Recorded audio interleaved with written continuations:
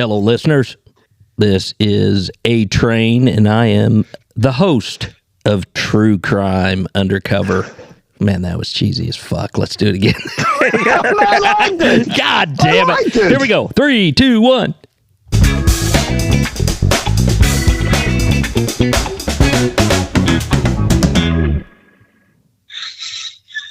Can you guys hear the rooster?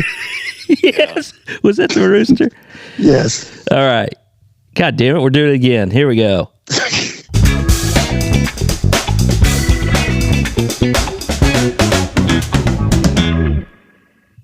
Hello, listeners. This is True Crime Undercover. I am your host, A-Train, and I hear giggling in the background, everybody's favorite caveman, Super E. What's up, everybody, and introduce our guest. Yes, we have a very special call-in guest again, backed by popular demand. We have with us Big D. What's up, everybody? Big D is bringing the energy. Oh, the energy. That's right. Oh, well, thanks for joining. He sounds like Carlton the doorman. Sorry, I was napping. Well, we had to wait on Super E to pee. Okay, go ahead. So, Super E, how are you today? Doing good. It's a little cold out. Did you have trouble getting your wiener out because it was so cold? Yes, and I had to kind of like lean forward to make sure the trajectory is straight down. Okay. Oh, man. Anything new with you, Big D? Nope, just being manly and keeping it real. Because that's how he rolls. Well, real quick, we're all wanting to give a moniker change to Big D. So any suggestions by our loyal listeners? A-Train wants to go with, what is it again, A-Train? Dirk. Dirk. I want to go with Little D. And What about that one? Like D-Maniac or D-Mania. Oh, There you go. That's not bad. That's not bad. Kind of like Hulkamania, but D-Mania. Yes. We know what I'm Exactly. thinking. I'm thinking we might put this out to our listeners, all three of I them, agree. and Yes. see if They can ponder it. they can come Yes. up with a new nickname for Big D. Although it's a good nickname, I don't know. I feel like maybe we were a little lazy on that. Yeah, But, I think we were. I have to agree. Super E, what are we going to talk about today? Well, today we're going to talk about kind of embarrassing things that did not turn out like we thought. And Big D, or D-Mania, he has a story that he has that seemed to be tragic, but that did not turn out like he thought. And he had plenty of witnesses to see what happened. Big D, the stage is yours. Thank you very little. All right. So I had been a police officer probably for 10 years at this point, and I was a deputy sheriff at this time. I had received a radio call for an investigation in the outskirts of the woods of a fairly large county park. So I get out there and find this spot, and there's what we call in police terms the RP, the reporting person, standing by. Okay. And he says, I'm hiking through the woods, and there I've come across a freshly filled in hole. There's a shovel sticking in the ground, and there's a picture of a young family holding a baby. Oh. And it just seems weird. Oh. Yes. So, so I immediately call one of the detectives, who immediately does not want to come out with me. You know how it goes. Yeah. Damn Can you find detectives. out more? Can you find out more about what's going on or what's there? I said, well, I don't want to touch anything. I don't want to contaminate anything. Yeah. And I don't have a shovel, but there's a shovel here. He said, just take a scoop out and see what you see. I said, okay, you told me to. Yeah. So the RP is still standing there watching me, and I take the shovel. I had gloves on, and I stick it in the fresh filled in dirt, and I take one scoop and I move it, and all I see is a little head with the top of a little head with brown, darkish colored hair. Oh. And I'm like, oh my God. So I put everything down. I told the guy, I said, you got to go stand over by my squad car. I go out, I get the crime scene tape. Now, what are you thinking? What do you think it is right now? I immediately thought, with the scenario, the picture of the family, I thought that the family had this baby died, and they went and buried it in this wood. It was a very secluded area. Oh, man. So I'm thinking it's a dead baby. All I saw was a small round head with dark hair, and it looked exactly like the top of a baby's head. So I'm like, man, this is going to be terrible. So I cordon off the whole area with crime scene tape. I make the call back to the detectives. They get the sheriff is out there, the deputy chief is out there, the coroner's out there, our homicide guy is out there that did all the death investigations. The news is out there. Oh my God! And I'm standing out there I put my campaign hat on, and I have my sign-in list for the crime scene, and everybody's signing it in to go through the cordoned off area. Because you're in charge of the crime scene, aren't you? Right? Correct. Unfortunately, but correct. So I remember the coroner and our guy that did the homicide and death investigations were starting to uncover the hole. And they're, of course, narrating and recording what's going on. And I remember one of them saying, as they took another scoop out, okay, we have massive blowfly presence. And I'm thinking, oh, my gosh. The blowflies are what comes around the dead bodies or dead carcasses, whatever it may be, if it's out in the open. Right. And so I'm thinking, this is going to be terrible.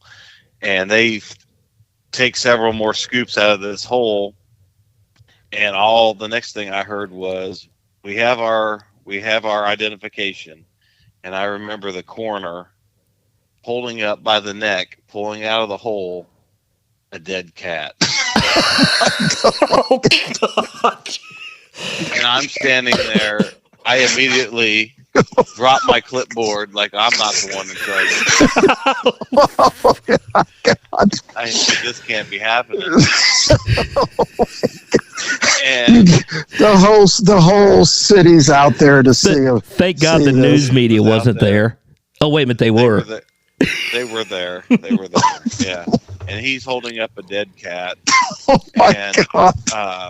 I can remember the coroner saying, I believe we'll do a full autopsy on this. They did take it with them. Oh my God. They put it in a body bag and they took it with them. But it was a cat. Now, did somebody say you can't find a dumbass officer without swinging a dead cat? Or wait, I got that wrong. Edit that out, A-Train. Okay. I think the most disappointing thing was the sheriff coming up to me, just patting me on the shoulder, shaking his head. Now I'm thinking, man, my career is over. Oh my God! Literally everybody was out there. It was so embarrassing. Oh, I didn't live that one down for quite a while, but I didn't do anything wrong. No, so I did it right by the book, and I thought it was what I thought it was, and I would have thought that. It was. Yeah, I mean, you didn't do a darn thing wrong, Big D. But you know what? In retrospect, thank goodness it was a cat. Yes, exactly. Exactly. Yeah, let's not lose sight of that. That's for sure. Yes. So that episode will not be on Unsolved Mystery.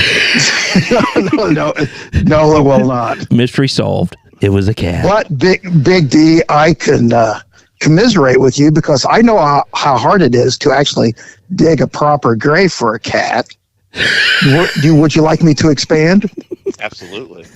Well, living out here in the country where we live, we have plenty of feral cats running around, and we had a feral cat that the whole family loved, the wife and the kids, and it was Fluffy Kitty.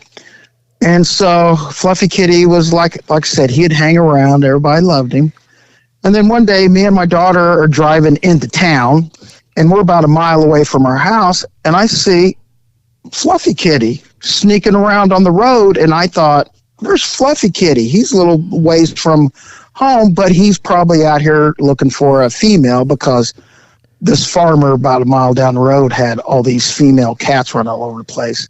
So we go into town to get our fixins for dinner, and we come back 20 minutes later, we look down, there's Fluffy Kitty in the middle of the road, dead or in a doornail. Oh. And I get out, and my daughter's out, and she's boo, oh, Fluffy Kitty, we love you. Why? And I pick him up, and he's like, rigor mortis is set in. And so, of course, being the husband, and who's got to bury the dead pets? The husband. And so everybody's crying over his body, saying their goodbyes, and they just all leave me. It's now getting dark with the shovel, and it's cold out, and I'm trying to dig up this ground, and it's harder than hell. I need an excavator.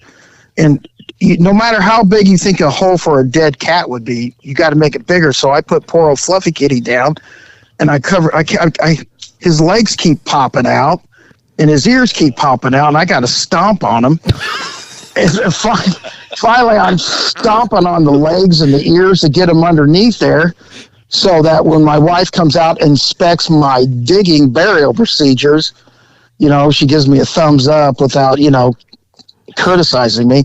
So I stomp him down there as far as I could. The next day, I'm at my desk looking at the backyard, and I was thinking, oh, poor Fluffy Kitty, died way too soon. What the fuck? All of a sudden, I see a big, fluffy red cat walking towards my window, looking up through the window at me. I'm like, holy fuck, it's a Fluffy Kitty. That's Pet Cemetery. Yeah. Jinx. Zombie cat. He's crawled out of the grave. It's, what is it? The Walking Dead feline edition. And I run out there, and he's like, hey, what's up? And I run to the grave because I think he did not come back to life. I run to the grave, and luckily for me, the legs and ears pop back through the dirt, so I could see that I buried a cat that was not poor old Fluffy Kitty. And that was a lot of fucking work to dig that hole in the ground. So what was it? What was it, about a gallon deep hole? It was probably about a foot. So there's a lot of stomping to get his body in there. So when you see Fluffy Kitty walking up to the window after you had buried what you thought was Fluffy Kitty, did you get just a little bit freaked out? I was completely freaked out because when you're thinking that the cat has come back from the dead, you're thinking it's coming back for vengeance. And as I looked at him, it looked like his eyes were all bloodshot and dark. Were you grabbing the shotgun? Well, I was grabbing the 22 you gave me. Oh, okay. And I was going to go out and take care of some business. And, because you have to shoot them zombie cats directly in the head. Yes. Or they stay alive. That's right. Yes. That's right. Oh, man. Now, A-Train, didn't you have a story where you came across some bones? Yes, I did. I don't know if it fits in the theme, but yeah, I'll tell that story. Yeah, we found, what was it, a skeleton? Yes. So I was working homicides, middle of the night. It was nice and quiet for a change in our town. I was enjoying the peace and quiet. And I get a run, and they say, respond to this scene. This lady had found a skeleton, and that was about the extent of the information. And so, of course, I'm like, oh god dang it! So I go out there, go to the house, knock on the door. Lady answers the door. She's a nice hillbilly young lady, but was a little hysterical. And, I asked her, so, okay, what do we have? Where's the skeleton? Trying to figure out what's going on. So she proceeds to tell me that she was in her teenage son's room, and there was a chest in his room that didn't belong there. She opens up the chest, and she finds a human skeleton. And I'm like, okay. So I go up there, I open up his chest, and sure enough, there is a genuine human skeleton in this chest. And a real skeleton? A real human skeleton. And now, it was evident. It was a very old, I bet it was 100-year-old skeleton, but it was professionally, it was like a medical school skeleton, right? Right. So I'm like, okay, what in the hell? So get to talking a little more to this lady, and she confides in me that her teenage son and his friends like to do business burglaries. And I'm like, please tell me more. And so come to find out, her little thug teenage son and his friends burglarized burglarized this business on the west side. And it was a fraternal society is what this place was. I won't name what it is. But it was like one of those secret societies. A secret fraternal society, yes. Was it the skulls and bones? No, but I will tell you the name of the fraternal society had a very odd name.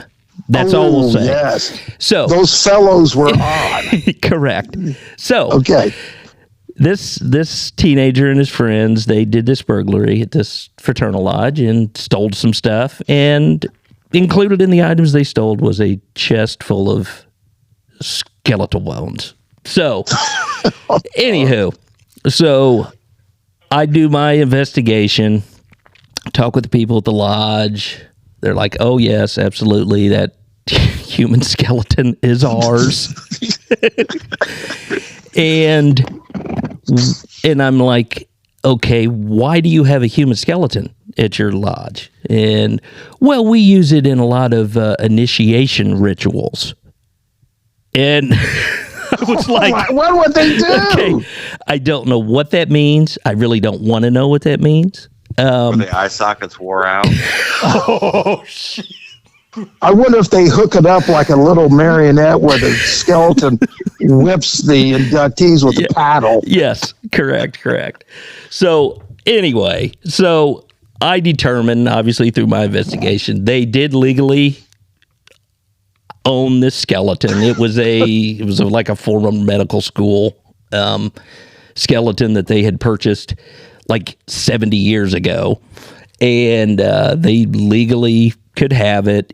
All that was fine, but it didn't erase the whole fact that they have a human skeleton they use in whatever initiation rituals they perform, and this hillbilly and his buddies decided they were going to steal it. So, yeah. So anyway, so that, case closed. I did, all my investigation and everything. But I would tell you, for the next week, I was getting calls from the media and the newspapers, and they're asking me, so detective, is this the weirdest homicide you've ever had to investigate? And I kept telling them, this is not a homicide. This is a burglary gone wrong. Yeah. But they did not understand that. They're like, well, but it's a skeleton, so, is this the weirdest homicide you've ever investigated? And I just could not convince them. It's not a homicide. It's a burglary. These weird-ass people at this society legally own the skeleton. It's a burglary. There you go. Did they get A-Train. the skeleton back? Of course. They did. Yeah, they did. They proved to me that it was there. They actually had paperwork on this thing. So, yes, they did. They got the skeleton back, so they're still using it for their bizarre initiation rituals, whatever that is. Well, A-Train, I ran into somebody who also discovered what they thought was part of a human skeleton. Mm-hmm. And she considered herself kind of an amateur criminal sleuth. Okay. My mother-in-law. One time we went over to her house and she pulls out this bone that was about 6 inches long, or less than that, and she says, "Super E." Wasn't yours, was it? Oh. No. That's 4 inches. Or so I've heard. Yes. Yeah. Oh, never mind. Anyways. So anyway, my mother-in-law she says she has this bone, and she says, "I need you to take this to homicide and have forensics check it out, because I've discovered part of this human skeleton. I think this is a femur bone."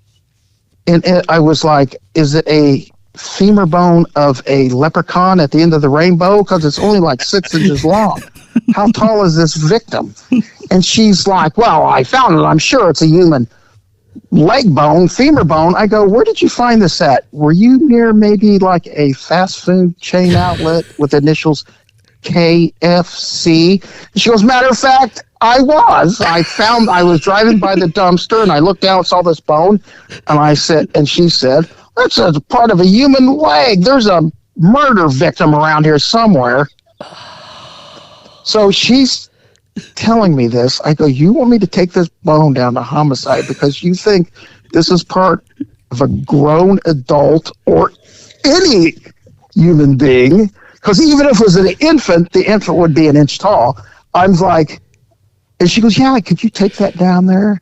And I was like, "Sure." As soon as I walk outside, I tossed it, never to discuss it again. Okay, I got a couple questions here. So let's unpack this. You're telling me that she found this chicken bone by the dumpster of a KFC. Yes. And thought it was a human bone.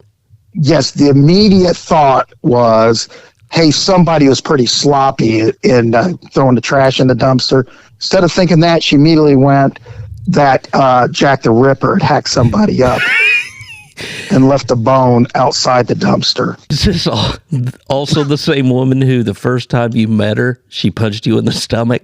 Yeah. Welcome to the family. Boom. So she goes, "Hey, Super 8," and then she's holding out her left hand, and she says, "Look over here," and she's moving her fingers. So I look up at her left hand, and then I feel this sharp blow to my stomach from a straight right, where she punched me right in the gut.